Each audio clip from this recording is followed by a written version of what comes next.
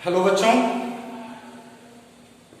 पिछली वीडियो में dimensional analysis बीमीय विश्लेषण से संबंधित टर्म्स आपको बताए गए थे, जिसमें डायमेंशनल फार्मूला निकालना बताया भी गया। कुछ डायमेंशनल फार्मूला और जान लीजिए दो चार, फिर उसके आगे चलते हैं।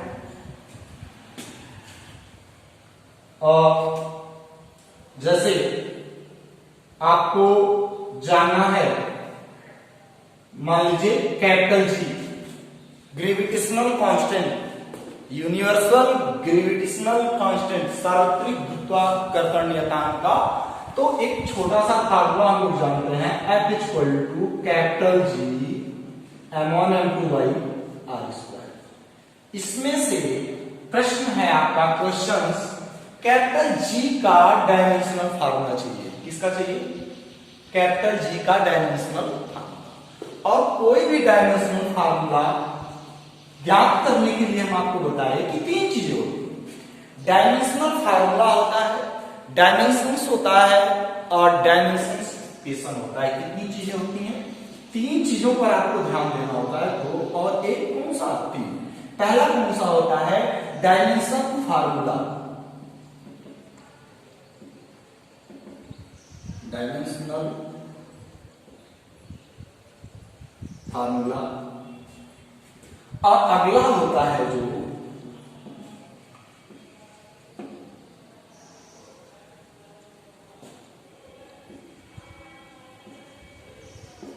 डायमेंशनल इक्वेशन, और एक होता है केवल डायमेंशंस।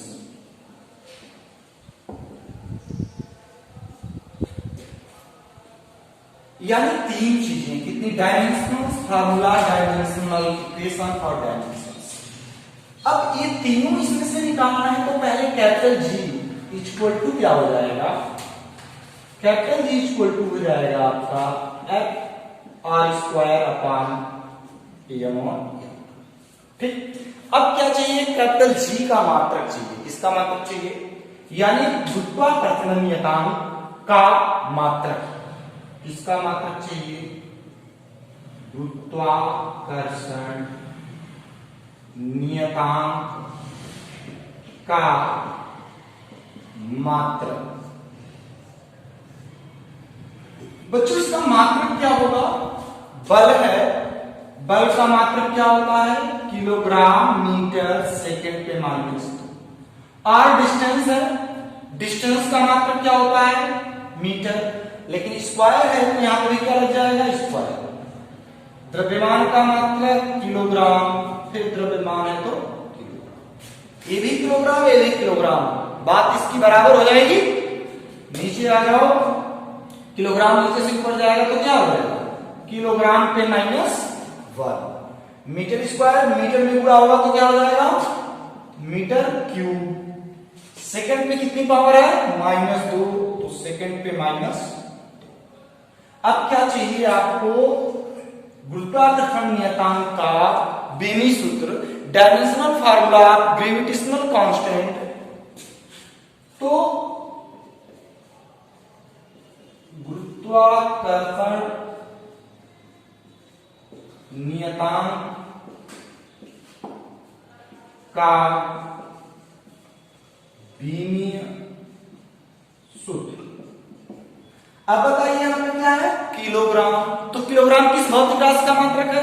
द्रव्यमान का। द्रव्यमान का संकेत क्या होता है? m। पावर कितनी है? -1 लगा देंगे। मीटर क्यूब, मीटर किसका मात्रक है? लंबाई का, L लिख देंगे। पावर कितनी? सेकेंड माने t, पावर कितना? -2। ये हो गया डायमेंशनल फार्मूला। हो गया। अब क्या चाहिए? Dimensional equation. तो जिस भौतिक राशि का, जिस आपने यहां पे कांस्टेंट का डायमेंशनल फार्मूला निकाला है, उसे जिस सिंबल से रिप्रेजेंट करते हैं, उसे समीकरण क्या होगा? इक्वेशन क्या होगा? उसे बड़े ब्रैकेट में लिख करके बीनी सूत्र को उसके बराबर लिख दिया जाए। किसे लिख दिया जाए? बीनीय सूत्र के बराबर लिख दिया जाए तो इसे क्या कहते हैं? बीनीय समीकरण। अब एक लास्ट पॉइंट बचता है कि डायमेंशंस क्या होता है, विमाएं क्या होती हैं। विमाएं क्या होंगी इसकी? देखिए, पावर को ही विमाएं कहते हैं, घात को ही क्या कहा जाता है? विमाएं। तो कितनी है? -1 3 -2, तो क्या लिख देंगे? -1 3 -2, ये हो गया। तो हमने डायमेंशनल एनालिसिस में डायमेंशनल फार्मूला ज्ञात करने पर कितनी बातों को बताया? 3 चीजें, डायमेंशनल फार्मूला, डायमेंशनल इक्वेशन और डायमेंशंस। यानी आपका बीनी सूत्र तो बीनी सूत्र मिल गया, समझ में आ गया होगा आपको। फिर क्या? बीनीय समीकरण कैसे मिलता है? उसी बीनीय सूत्र को उस भौतिक राशि के बराबर अगर लिख दिया जाए तो उसे क्या कहते हैं? बीनीय समीकरण कहते हैं बच्चों। और अगला, विमाएं क्या होती हैं? बस जो आपको घात दिख रही है वही घात इसमें कोष्टक में लिख दिया जाए तो इसे क्या कहते हैं? विमाएं कहते हैं। कोई प्रॉब्लम? और भी जो भी बहुत सी फिजिकल क्वांटिटीज हैं जिनके डायमेंशनल फार्मूले ज्ञात किए जाते हैं, आप कमेंट करिएगा। जिस भी डायमेंशनल फार्मूला किसी भी फिजिकल क्वांटिटीज का चाहिए तो आपको मिल जाएगा, या जो भी चीजें नहीं समझ में आती हैं आप कमेंट करिएगा, उसके आंसर आपको अगली वीडियो में मिल जाएंगे। आगे की ओर चलते हैं। डायमेंशनल फार्मूला बहुत से हैं, ऐसे एक एक करके आप एक्सरसाइज आपके बुक में होगी उसे करिएगा।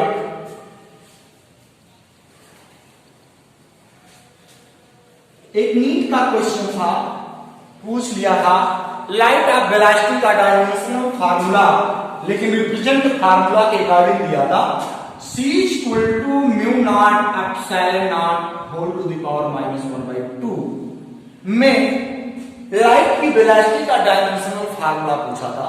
तो केवल बच्चों आपको एक गुमराह करने के लिए μ0 ε0 होल टू द पावर -1/2 लगा दिया है कि केवल आप क्या हो, गुमराह हो जाएं, आप इसको देख करके डर जाएं और डायमेंशनल फार्मूले को ना कर पाए और एक क्वेश्चन नीट का आपका चला जाए।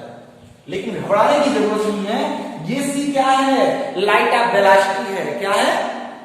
यानी वेग है, चाल है उसकी। ध्यान दीजिएगा, चाल वेग में अंतर होता है। चाल वेग में क्या होता है? अंतर होता है। ये प्रकाश की चाल हमें पता होती है कि 3 × 10⁸ मीटर/सेकंड, और जब यूनिट ज्ञात है मीटर/सेकंड होती है। यूनिट इंपॉर्टेंट है, कोई भी डायमेंशनल फार्मूला रिप्रेजेंट करने के लिए यूनिट बहुत ही इंपॉर्टेंट है। तो अगर मीटर/सेकंड है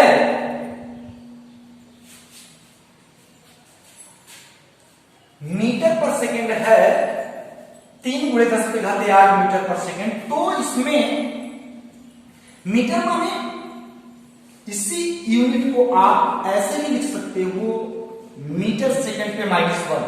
तो मीटर/सेकंड पे -1 मीटर का डायमेंशनल फार्मूला है और सेकंड का क्या हो जाएगा? t। अर्थात यहां पे LT पे क्या होगा? -1 होगा। क्या? Dimensional formula.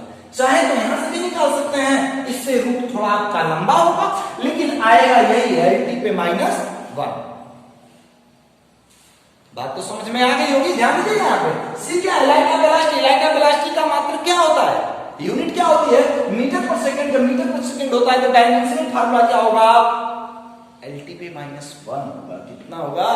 LT पे -1 होगा। बस सिंपल सा क्वेश्चन। अगर आप इसमें जूझेंगे, इसको भी सॉल्व करने पर यही आएगा, लेकिन पैटर्न क्या होगा? लंबा। इसमें μ0 की निकालनी पड़ेगी, ε0 की निकालनी पड़ेगी, पावर -1/2 रहेगा, उसका मल्टीप्लाई होगा और उसके बाद आएगा। बात समझ में आई? करिएगा, नहीं आएगा तो भी पूछ लीजिएगा। आगे क्यों चलते हैं? Principle of homogeneity.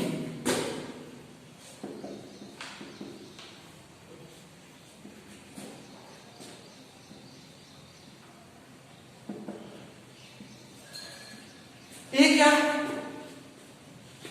Principle of homogeneity क्या है? ये बच्चों बहुत आसान टर्म है, बहुत आसान। जैसे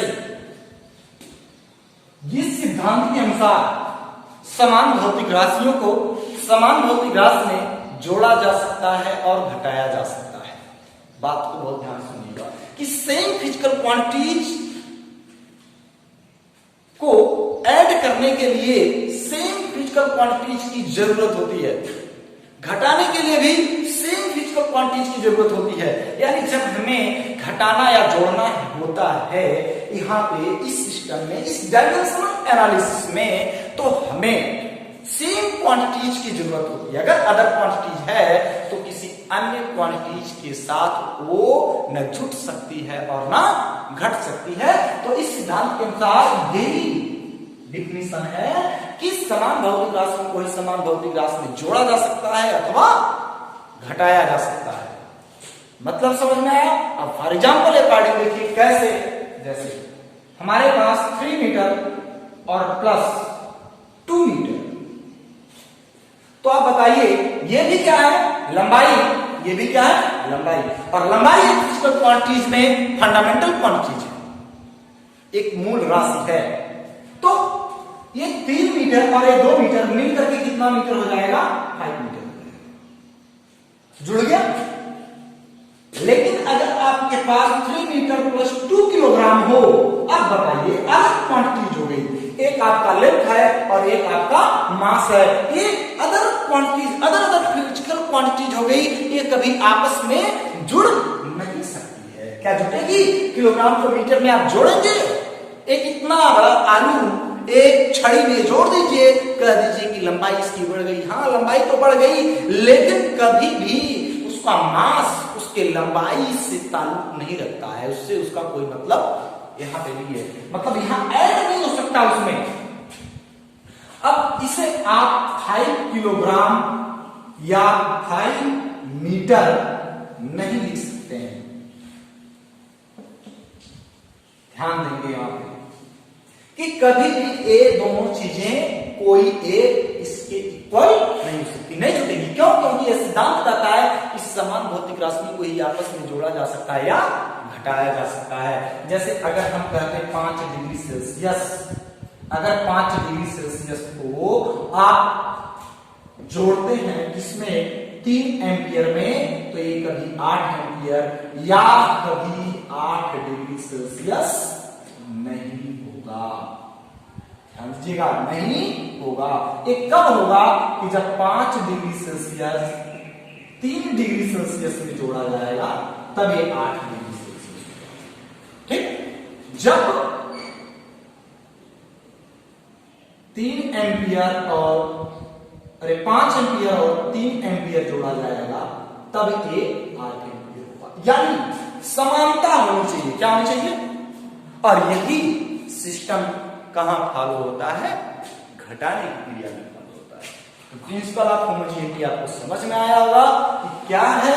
कि समान भौतिक राशियों को ही जोड़ा जा सकता है और उन्हें घटाया जा सकता है। कोई प्रॉब्लम? आगे चलते हैं हम लोग।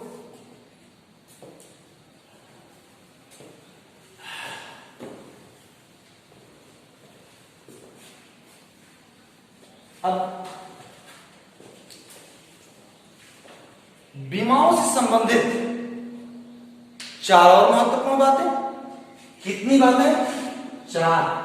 पूरे जीवन में बात ही है और बहुत सारी बातें हैं, लेकिन किन बातों को आप अपने माइंड में रखते हैं?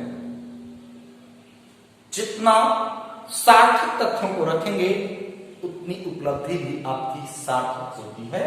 तो एक दूसरा पॉइंट, तीसरा और एक 4 बातें कौन सी? पहला, dimensional variables, dimensional less variables. तो बहुत सारी चीजें, जैसे आपको मैं बताऊं बीमिएचर। कौन सी चीज? बीमिएचर किसे कहते हैं? मतलब डायमेंशनल वेरिएबल। बीमीय अचर किसे कहते हैं? बीमीय अचर किसे कहते हैं? बीमाहीन चर किसे कहते हैं? बीमाहीन चर। बीमाहीन अचर किसे कहते हैं? बीमाहीन अचर। कितनी बातें हो गई? 4 बातें। इंपॉर्टेंट। अब कहेंगे सर बीमीय चर क्या है? नाम से ही स्पष्ट है। जैसे नाम हो संतोष, क्या नाम हो? संतोष। तो स्वाभाविक है कि आपके नाम के गुण भी आपके अंदर होने चाहिए। आपको संतोष भी रखना चाहिए और मेहनत करनी चाहिए। तो बीमीय चर मतलब ऐसी भौतिक राशि जिसका बीमीय सूत्र होता हो, परंतु उसका जो मैग्नीट्यूड है, जो परिमाण है, वो क्या हो? बदल रहा हो। चर, वेरिएबल्स मतलब जिस भौतिक राशि का परिमाण बदल रहा हो परंतु उसका बीमीय सूत्र होता हो, उसे बीमीय चर कहते हैं। यानी बच्चों डिफिनीशन हो जाएगी, वह भौतिक राशि जिसका बीमीय सूत्र होता है और जिसके परिमाण परिवर्तनशील होते हैं, उसे बीमीय चर कहते हैं। बीमीय चर वह भौतिक राशि जिसका बीमीय सूत्र होता हो परंतु उसका परिमाण अपरिवर्तनशील हो, बदल न रहा हो, तो उसे हम क्या कहते हैं? बीमीय अचर कहते हैं। बीमाहीन चर क्या है? मतलब ऐसे भौतिक राशि जिसका बीमीय सूत्र न होता हो और उसका परिमाण परिवर्तनशील हो, तो उसे हम क्या कहते हैं? बीमाहीन चर कहते हैं। बीमाहीन अचर क्या है? बीमाहीन मतलब ऐसे भौतिक राशि जिसका बीमीय सूत्र न होता हो परंतु उसका परिमाण अपरिवर्तनशील हो, परिमाण बदलता न हो, तो उसे हम क्या कहते हैं? बीमाहीन अचर कहते हैं। बात समझ में आ गई होगी? नेक्स्ट 4 पॉइंट नोट कर लीजिए, आगे चलते हैं। Use of dimensional.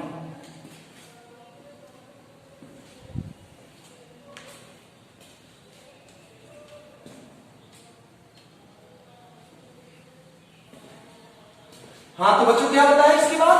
आगे की तरफ चलना है, कहां चलना है? यूज ऑफ डायमेंशंस, विमाओं का उपयोग।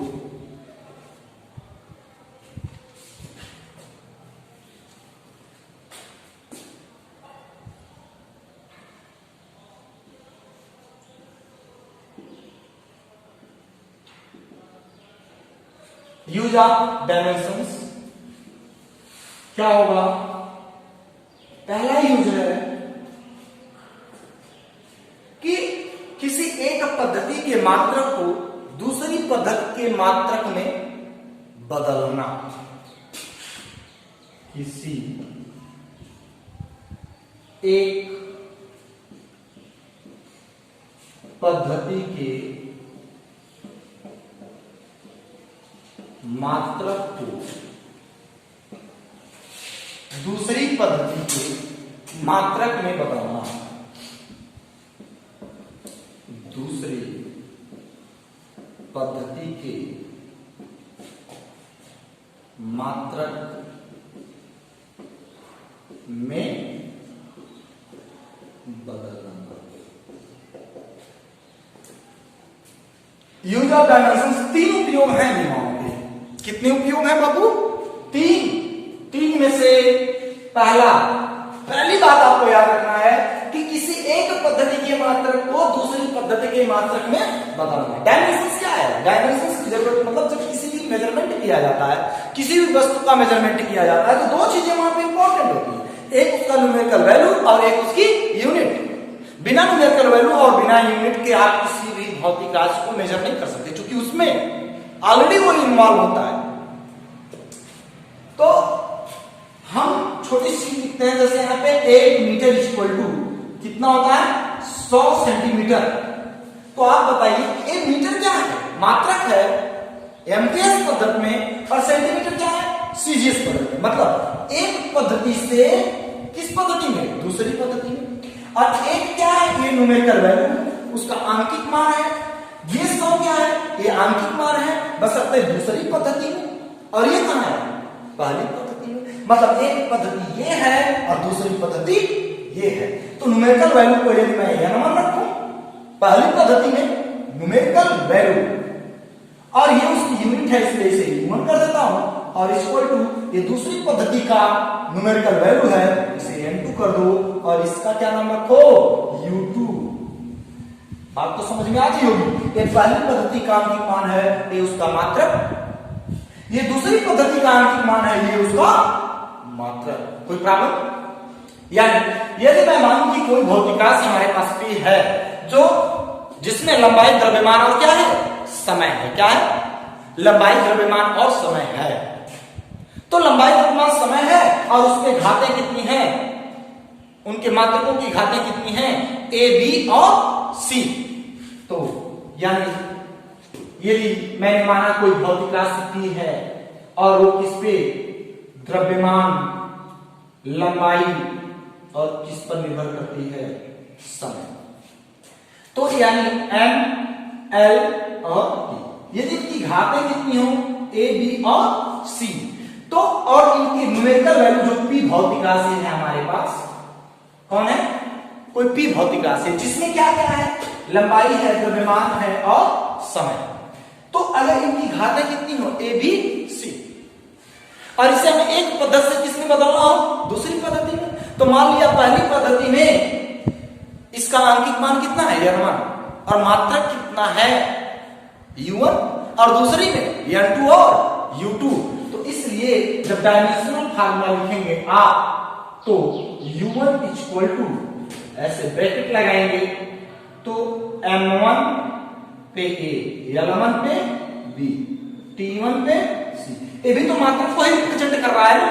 अरे भाई m का मतलब यहाँ पे किलोग्राम होगा, l का मतलब मीटर होगा और t का मतलब सेकंड होगा, ध्यान दीजिएगा। ये हो गया पहली पद्धति में, और दूसरी पद्धति में क्या हो जाएगा इसी तरह दो लग जाएंगे, m2 पे a, l2 पे b, t2 पे c, ये हो गया। और मैंने कहा कि पहली पद्धति में इनके आंकिक मान कितने होंगे n1 और दूसरे में कितना होगा n2, तो यहाँ पे क्या लिखा गया n1 u1 equal to n2 u2, यानी चूंकि n1 u1 equal to n2 u2, ठीक।